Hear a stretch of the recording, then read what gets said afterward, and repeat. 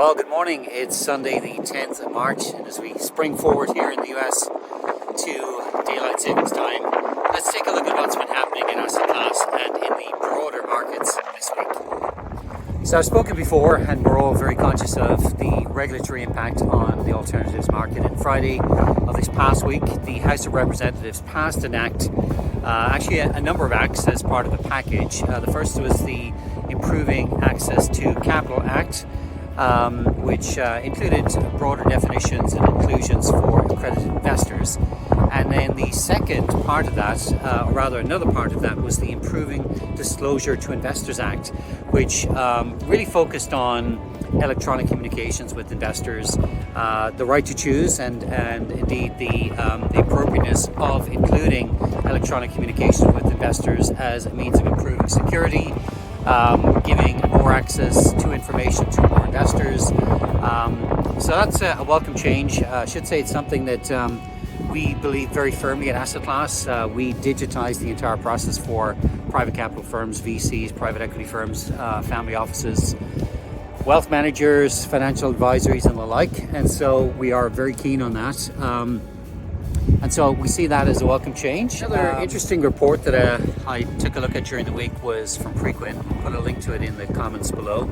And it was talking about the growth in family offices and indeed the allocation from family offices to the alternatives industry.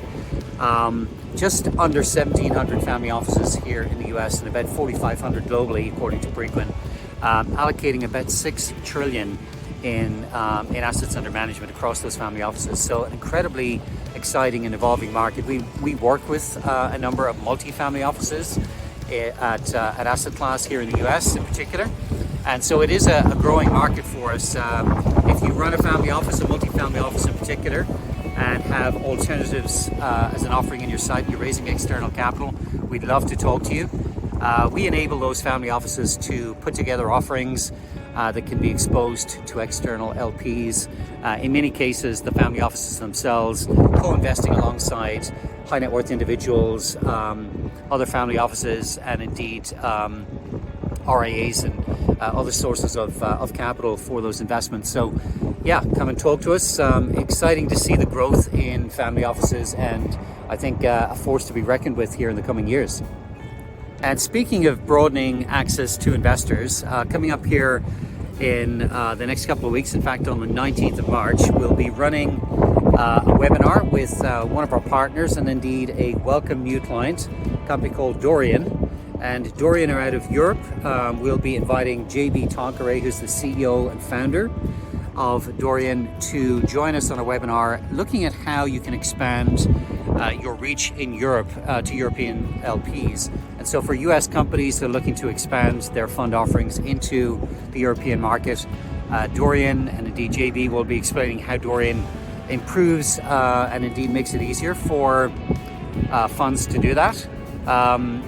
Navigating the legislative requirements for not just the European market, but indeed the differing legislations that exist within those European countries is challenging, and Dorian takes away the pain of that. So looking forward to running that webinar on the 19th of March. Look out for an invite to that in your inbox in the next week or so. And that's the 19th of March. We'll be running two sessions, one at 9 a.m. GMT for the European market and one at 9 a.m. Eastern for the US market. Just want to add a quick congratulations to DocuSign, who announced the quarterly results during the week. Great results from DocuSign, beating market expectations. We're a DocuSign partner. We deeply integrate with DocuSign and actually have some really exciting developments that we've been working on behind the scenes for the last number of months to bring some additional functionality between Asset Class and DocuSign, which is really going to save a tremendous amount of time for our clients. So excited to share that with you once it's generally available. But congrats again to DocuSign as a partner and indeed as a shareholder. Very happy to see those results. And it would be remiss of me not to wish a happy 25th anniversary to Salesforce. They celebrated this week. Salesforce has been, as I look back at my own career and building businesses over the last 25 years, Salesforce features in about 21 or 22 of those. I started first using Salesforce back in the early 2000s. while I was working for Reba as Managing Director for the UK and Ireland. Built a business on Salesforce as a Salesforce consulting partner. Ran that for about 7 years with clients in Europe and indeed in the US for about 6 of those 7 years. And of course, Asset Class is built on the Force.com platform. So built another business on Salesforce, getting ever closer as an OEM partner of Salesforce. We're absolutely delighted to be partnered with them. They're a great partner, a great platform for us to build our solution on. And just want to take this opportunity, first of all, to thank Salesforce for all that it does, the great software stack and platform that it's built, and to wish Salesforce, our partners, and all of the people that we've crossed paths with from Salesforce over the years, happy 25th anniversary. And one other final anniversary not to miss, I say anniversary, but it's Mother's Day if you're in the UK and Ireland. It's Mother's Day. Happy Mother's Day to all of our classmates who are mothers, to the families of our classmates, clients, partners, and investors. Hope you have a great one and that you are pampered and treated on this special day. Thanks very much. And that wraps it up for another week here at Asset Class. Wherever you are, whatever you're doing, I hope you have a great one, and we will talk to you soon. Take care.